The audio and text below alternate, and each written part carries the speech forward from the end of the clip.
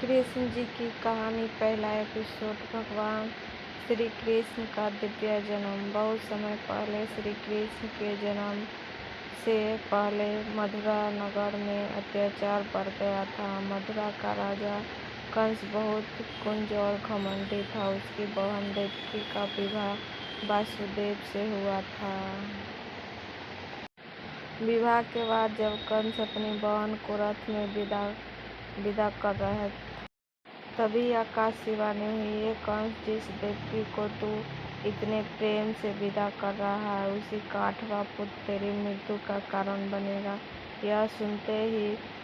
यह सुनते ही कंस डर गया। उसे तुरंत देवकी और वासुदेव का कारागार में बंद कर दिया। एक एक करके देवकी को 7 बच्चे को कंस ने मार डाला। लेकिन जब 8वां पुत्र का जन्म समय आया तब पूरे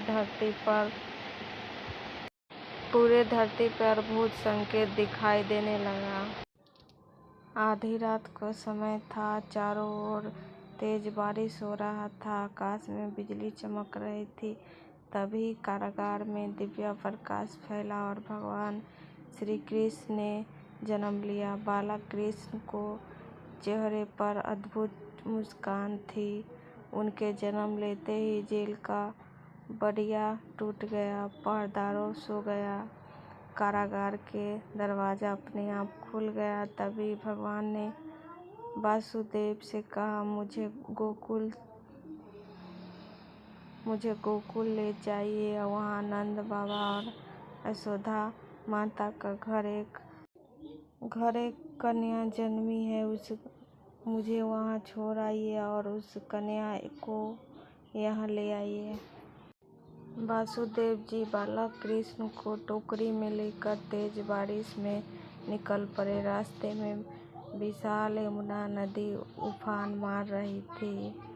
लेकिन जैसे ही वासुदेव जी नदी में उतरे, यमुना शांत हो गई। तभी शेषनाग ने अपने फन से बालक कृष्ण को वर्षा से बचाया। गोकुल पहुंचकर वासुदेव जी ने कृष्ण को यशोदा के पास सुला दिया और कन्या को लेकर वापस कारागार लौट आए।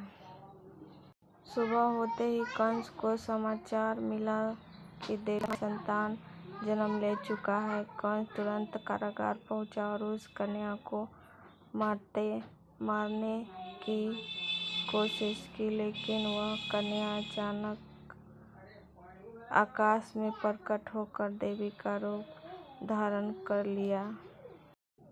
हे कंस, तेरा काल जन्म ले चुका है। यह सुनकर कंस भय से कांप उठा। और यहीं से शुरू होता है भगवान श्री कृष्ण का अद्भुत लीला।